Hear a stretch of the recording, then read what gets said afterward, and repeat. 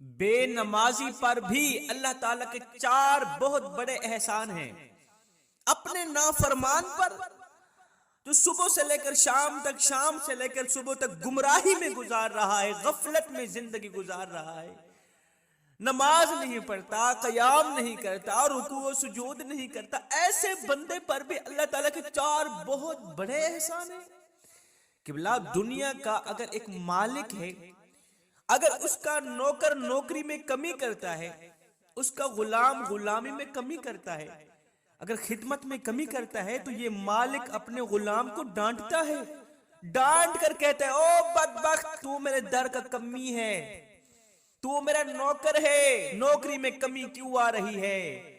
تیرے آباء و اجداد میرے آباء و اجداد کی غلامی کرتے مرے ہیں، تیری غلامی میں کمی کیوں آ رہی ہے؟ آج کے بعد اگر تو نے غلامی میں کمی کی، نوکری میں، خدمت میں کوئی بھی میری نافرمانی کی، یاد رکھنا روٹی بند کر دوں گا۔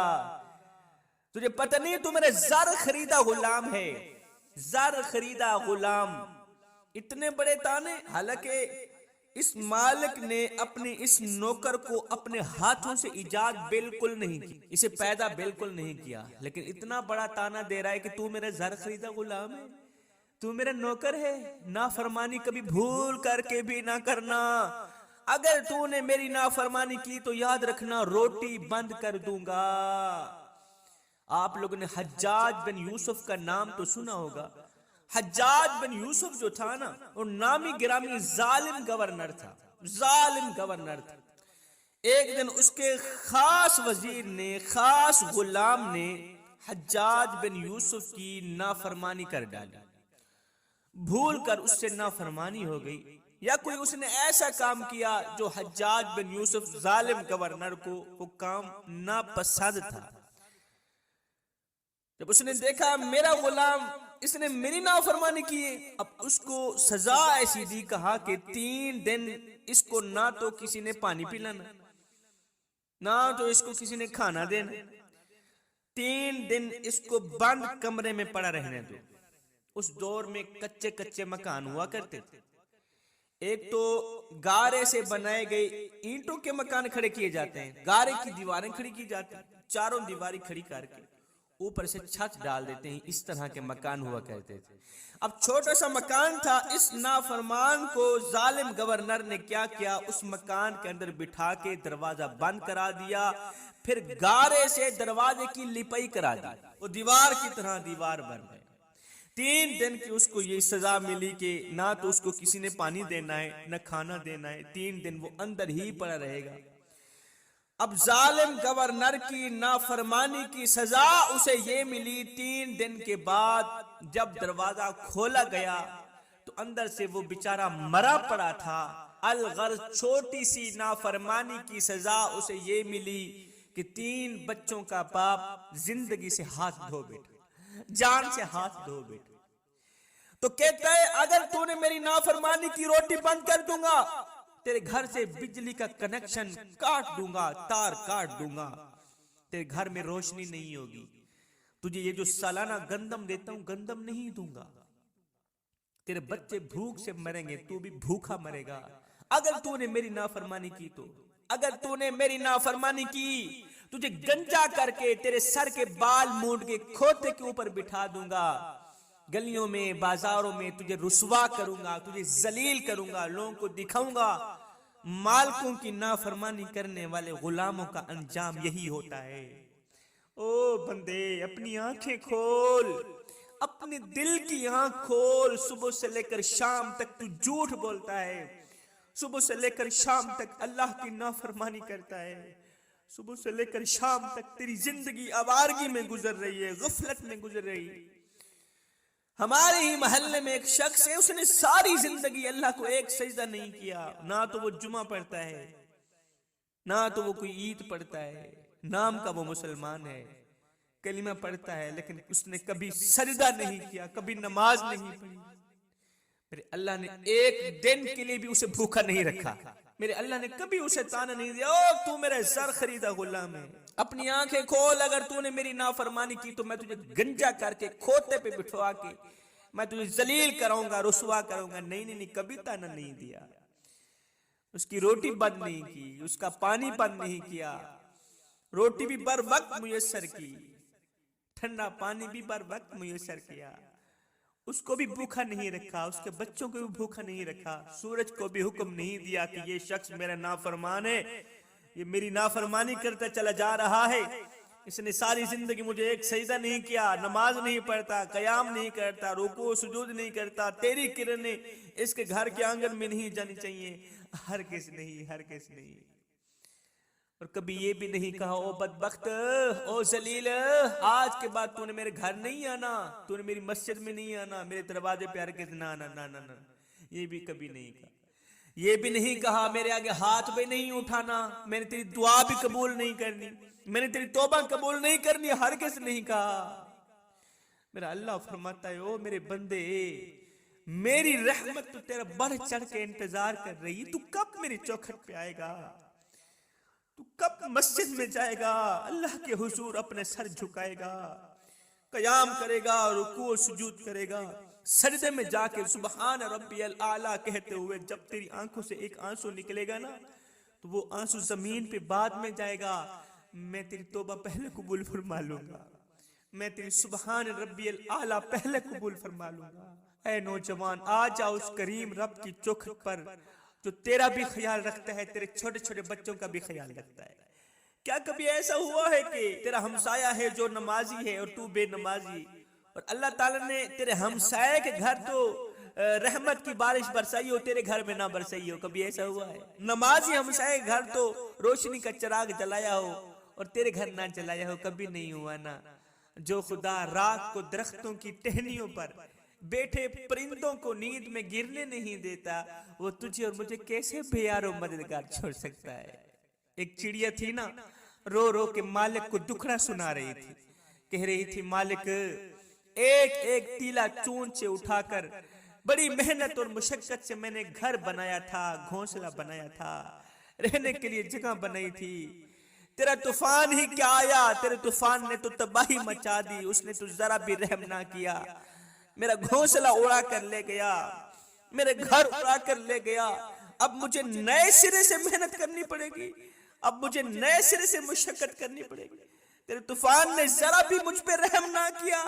غیب سے آواز آئی، او چڑیا، تو گھونسلے میں سوئی ہوئی تھی، جس گھونسلے میں تو سوئی ہوئی تھی، تیری آنکھ لگی ہوئی تھی، اسی گھونسلے کے اندر سانپ آ رہا تھا، سانپ آ رہا تھا تجھے کاٹنے کے لیے. جب سانپ تجھے کاٹنے کے لیے تیار ہو گیا تو ہم نے ہوا کو حکم دیا، ہوا ذرا اس درخت کو ہلانا شروع کر دیا. چڑیا، ہم نے تو تیری جان بچانے کے لیے تھوڑا سا طوفان بھیج دیا کہ تو اٹھ کر گھونسلے سے باہر نکل جائے اور سانپ کے کاٹنے سے بچ جائے. او میرے یار، پریشان نہ ہوا کر، دکھی نہ ہوا کر، غمگین نہ ہوا کر. او میرے بے بس یار، آ جاؤ اس کریم رب کی چوکھٹ پر جو تیرا بھی خیال رکھتا ہے، تیرے چھوٹے چھوٹے بچوں کا بھی خیال رکھتا ہے. 5 طرح کے لوگوں کو 5 گناہوں کی وجہ سے نیند نہیں آتی. ایسے لوگ نیند سے محروم رہ جاتے ہیں. اس سے پہلے میں تمہیں دنیا کے سب سے بڑے بے سکون انسان کی کہانی سناتا ہوں. ایک دنیا کا سب سے بڑا بے سکون ترین انسان حضرت علی رضی اللہ تعالی عنہ کی خدمت میں آیا. کہا یا حضرت، آخر کیا وجہ ہے کہ رات کو مجھے نیند نہیں آتی؟ اللہ نے مجھے سکون سے محروم کر دیا، مجھے کبھی بھی سکون کی نیند نہیں آئی، مجھے کبھی بھی چین و آرام کی نیند نہیں آئی. آخر کیا وجہ ہے کہ رات کو میں ٹھیک سے سو نہیں پاتا؟ میں دنیا کے بڑے بڑے ڈاکٹروں کے پاس گیا، حکیموں کے پاس گیا، طبیبوں کے پاس گیا، کسی نے گولی دی، کسی نے پھکی دی، وہ بھی کھا لی، پھر بھی کم وقت نیند نہیں آتی. پتہ نہیں سکون کہاں گم ہو گیا ہے. حضرت علی رضی اللہ تعالی عنہ نے فرمایا اے بندے، 5 طرح کے لوگوں کو 5 گناہوں کی وجہ سے نیند نہیں آتی. اس نے کہا حضرت جلدی بتائیں، آخر وہ 5 گناہ ہیں کون کون سے جنہوں نے مجھے سکون سے محروم کر رکھا ہے، جنہوں نے مجھے نیند سے محروم کر رکھا ہے. حضرت مولا علی کرم اللہ وجہ الکریم نے جو 5 گناہ بیان کیے وہ دل کے کانوں سے سنیے گا، کہیں آپ بھی ان گناہوں میں ملوث تو نہیں، کہیں آپ بھی ان گناہوں کی دلدل میں پھنسے ہوئے تو نہیں۔ حضرت علی رضی اللہ تعالیٰ عنہ نے فرمایا 5 طرح کے لوگوں کو 5 گناہوں کی وجہ سے نیند نہیں آتی۔ پہلا گناہ، جو شخص کسی کو ناحق قتل کرنے کا ارادہ کرتا ہے، یہ بھی ایک گناہ کبیرہ ہے۔ یا جو شخص کسی کو ناحق قتل کرتا ہے، یا ارادہ کرتا ہے یا کسی کو ناحق قتل کرتا ہے، یہ دنیا کا سب سے بڑا بدبخت ترین انسان ہے، جس کو اللہ تعالیٰ سکون سے محروم کر دیتا ہے، نیند سے محروم کر دیتا ہے۔ ساری زندگی ایسا شخص سکون کی نیند نہیں سوتا، مزے کی نیند نہیں سوتا، جو شخص کسی کو ناحق قتل کرنے کا یا ارادہ کرتا ہے یا کسی کو ناحق قتل کر دیتا ہے۔ رسول خدا صلی اللہ علیہ وآلہ وسلم نے فرمایا ایک انسان کا قتل پوری انسانیت کا قتل ہے۔ فرمایا جس نے ایک انسان کو قتل کیا وہ سمجھے اس نے پوری انسانیت کو قتل کر ڈالا ہے۔ فرمایا جس نے ایک انسان کے قتل کا ارادہ کیا وہ سمجھے اس نے پوری انسانیت کے قتل کرنے کا ارادہ کیا ہے۔ اب جو شخص خدا کی مخلوق کو قتل کرنے کا ارادہ کرے یا خدا کی ساری مخلوق کو مار دے تو کیا خیال ہے اللہ تعالیٰ ایسے بدبخت ترین انسان کو سکون کی نیند سلائے گا؟ ہرگز نہیں سلائے گا۔ فرمایا دوسرا گناہ، دولت سے محبت، مال سے محبت، یہ بھی ایک گناہ ہے۔ اور سنو، مال سے محبت رکھنے والا شخص سکون کی نیند نہیں سوتا، نیند سے محروم، سکون سے محروم۔ جو شخص مال سے اتنی محبت کرتا ہے، دولت سے اتنی محبت رکھتا ہے کہ وہ مال و دولت سے جدا بھی نہیں ہونا چاہتا۔ رسول خدا صلی اللہ علیہ وسلم کے پیچھے ایک شخص 5 وقت کی نماز با جماعت ادا کیا کرتا تھا۔ غریب شخص تھا، مفلس تھا۔ اس نے معمول بنا رکھا تھا روزانہ جیسے ہی نماز پڑھتا، جیسے ہی سلام پھیرتا، فوراً ہی مسجد کے باہر نکل جاتا۔ ایک دن آقا کریم علیہ السلام نے پوچھ ہی لیا، او بندے آخر کیا وجہ ہے؟ سب سے پہلے مسجد سے باہر نکلنے کی وجہ ہی کیا ہے؟ کس وجہ کی بنیاد پر تو سلام پھیرتے ہی مسجد سے باہر بھاگتا نظر آتا ہے؟ اس نے کہا یا رسول اللہ، امیری کا جنازہ نکل گیا ہے، غربت عروج پر آ پہنچی ہے، میرے پورے گھر کو غربت نے اپنی لپیٹ میں لے رکھا ہے، پورا گھر غربت کی دلدل میں پھنسا ہوا ہے، صبح کھاتے ہیں شام کے لیے نہیں ہوتی، شام کو کھاتے ہیں صبح کے لیے نہیں ہوتی، یہ جو میرا لباس ہے نا، یہ میری بیوی اور میرا ایک ہی لباس ہے، جب میں پہن کے مسجد میں آتا ہوں تو وہ نہیں پہنتی، میں نماز پڑھ کے جلد از جلد گھر کی طرف اس لیے بھاگتا ہوں کہ میری گھر والی یہی لباس پہن کے نماز پڑھ سکے۔ آقا بھوکے ہیں، غریب ہیں، آپ دعا کریں نا اللہ تعالیٰ مجھے مالا مال کر دے، اللہ تعالیٰ مجھے امیر بنا دے۔ رسول خدا صلی اللہ علیہ وسلم نے فرمایا بندے، مفلسی ہی تیرے لیے اچھی ہے، غربت ہی اچھی ہے، اس جہان کے لیے بھی اگلے جہان کے لیے بھی۔ ایک اچھے انسان کے لیے غربت اچھی ہے، دونوں جہانوں کے لیے نفع کا سودا ہے۔ اس نے کہا نہیں آقا، آپ دعا کریں نا اللہ تعالیٰ مجھے رزق وسیع عطا کرے۔ وہ شخص ضد کر بیٹھا، وہ غریب شخص ضد کر بیٹھا، آقا آپ دعا کریں نا، وہ ہاتھوں کو پکڑنے لگا۔ رسول خدا صلی اللہ علیہ وسلم نے فرمایا اچھا یہ بتا کہ تجھے کون سی چیز پسند؟ اس نے کہا مجھے بکریاں زیادہ پسند۔ آقا کریم علیہ السلام نے دونوں ہاتھ اٹھائے، عرض کی مالک اس کو رزق وسیع عطا فرما۔ یہاں سے دعا نکلنی ہی تھی، فوراً قبول ہوئی۔ چند ہی دنوں کے اندر اللہ تعالیٰ نے کسی نہ کسی بہانے، کسی کے ذریعے اسے بکریوں کا ایک ریوڑ عطا کیا۔ بکریوں کا جیسے ہی ریوڑ آیا، دھیرے دھیرے بکریوں کی تعداد بڑھنے لگی، دھیرے دھیرے بکریوں کی تعداد بڑھنے لگی، اتنی بکریاں ہو گئیں کہ اس شخص کو مدینہ چھوڑنا پڑا۔ اس غریب شخص کو مدینہ چھوڑ کے جنگل میں جا کے ڈیرے لگانے پڑے، کیونکہ بکریاں زیادہ ہو گئیں، بکریاں گھر میں رکھنے کی جگہ نہیں، باہر چلا گیا، کافی دور چلا گیا۔ اب دھیرے دھیرے اس کی مصروفیت بڑھنے لگی۔ پہلے تو یہ 5 وقت کا نمازی تھا، 5 وقت کی نماز با جماعت ادا کیا کرتا تھا، اب یہ 8ویں دن آتا، آقا کریم کے پیچھے جمعہ پڑھتا، بکریوں کے پاس چلا جاتا، اپنی مصروفیت میں چلا جاتا۔ اتنے میں آیت نازل ہوئی، اللہ تعالیٰ نے مسلمانوں کو زکوٰۃ دینے کا حکم دیا، صدقہ و خیرات کرنے کا حکم دیا۔ جب اس شخص کے پاس خبر پہنچی، اس نے کہا ہاں اس کے بارے سوچوں گا۔ پھر لوگ گئے اس کے پاس، آقا کریم فرما رہے ہیں کہ اپنے مال سے زکوٰۃ نکال، خیرات نکال۔ اس نے کہا سوچوں گا۔ اس کے بعد اسے پتا چلا، کافی بار کہنے کے بعد اسے پتا چلا کہ آیت نازل ہوئی، اللہ پاک فرما رہا ہے مسلمانوں کو زکوٰۃ دینے کا حکم دے رہا ہے اللہ تعالیٰ۔ اب اس نے کیا کیا، اپنے مال سے زکوٰۃ نکال کر، صدقہ نکال کر رسول خدا صلی اللہ علیہ وسلم کی خدمت میں حاضر ہوا، پیش کیا۔ آقا کریم علیہ السلام نے فرمایا بندے، میں نے تجھے کہا نہیں تھا غربت اچھی ہے، مفلسی اچھی، مفلسی میں رہے، میں نے تجھے کہا بھی تھا، تو ضد کر بیٹھا۔ اب اللہ تعالیٰ نے تجھ سے صدقہ لینے سے انکار کر دیا ہے۔ جبریل آیا، یا رسول اللہ اس نے ایک بار صدقہ نہیں دیا، آپ کے کہنے پر اس نے ایک بار زکوٰۃ نہیں دی، اب دوسری بار زکوٰۃ نہیں لینی، اب میں نے آپ سے زکوٰۃ نہیں لینی۔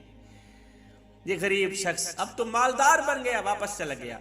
آقا کریم علیہ السلام کا وصال ہو گیا۔ وصال کے بعد حضرت سیدنا ابوبکر صدیق رضی اللہ تعالیٰ عنہ کے دور میں یہ شخص پھر سے صدقہ لے کے آیا، ابوبکر کو پیش کیا۔ ابوبکر رضی اللہ تعالیٰ عنہ نے فرمایا سرور کونین نے تیرے مال سے صدقہ لینے سے انکار کر دیا تھا، میری مجال ہی کیا ہے، ابوبکر کی مجال ہی کیا ہے کہ وہ تیرے مال سے صدقہ لے، میں ہرگز نہیں لوں گا۔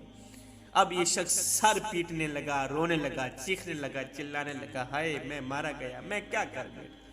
رسول خدا نے سچ فرمایا تھا، مفلسی میرے لیے اچھی ہے، دونوں جہانوں کے لیے اچھی ہے۔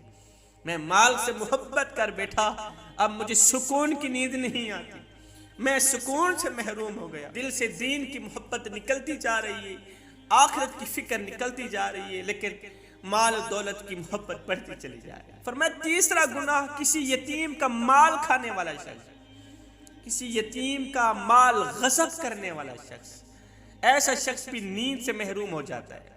چوتھا گناہ، اپنی بیوی کی زندگی اجیرن بنا دینے والا شخص، جو شخص اپنی بیوی کو دکھ دیتا ہے، درد دیتا ہے، بیوی کو دکھ دینا، فیملی پر ظلم کرنا، ایسا شخص پریشانی کا شکار بنتا ہے، نیند سے، سکون سے محروم ہو جاتا ہے۔ فرمایا پانچواں گناہ، عشاء کی نماز پڑھے بغیر سونے والا شخص، ایسے شخص کو بھی سکون کی نیند نہیں آتی۔ اس کے بعد یہ شخص حضرت مولا علی کرم اللہ وجہ الکریم کے قدموں پہ گرا، گر کر کہنے لگا یا حضرت میں دنیا کا سب سے بڑا بدبخت ترین انسان ہوں، وہ اس لیے کہ جو گناہ آپ نے ارشاد فرمائے ہیں ان تمام گناہوں کی دلدل میں پھنسا ہوا ہوں۔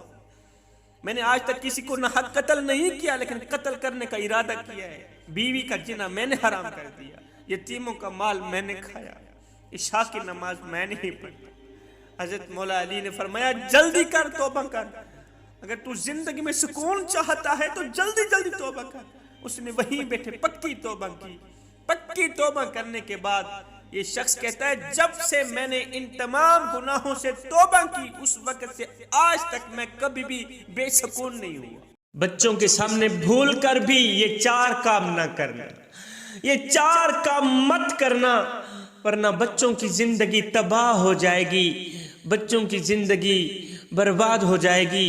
حضرت سیدنا علی المرتضیٰ شیر خدا کرم اللہ وجہ الکریم کے پاس ایک شخص آیا، کہنے لگا حضرت اللہ نے مجھے 2 جڑوے بیٹے عطا کیے، میں بچوں کا باپ بن گیا ہوں، لہٰذا مجھے کچھ نصیحت ارشاد فرمائیں، مجھے بتائیں کہ میں کون سا عمل اپناؤں کہ میں بچوں کی زندگی سنوار سکوں۔ حضرت سیدنا علی المرتضیٰ شیر خدا نے فرمایا میاں بچوں کے سامنے یہ 4 کام کبھی بھول کر بھی نہ کرنا، ورنہ اپنے ہاتھوں سے بچوں کی زندگی تباہ کر بیٹھو گے۔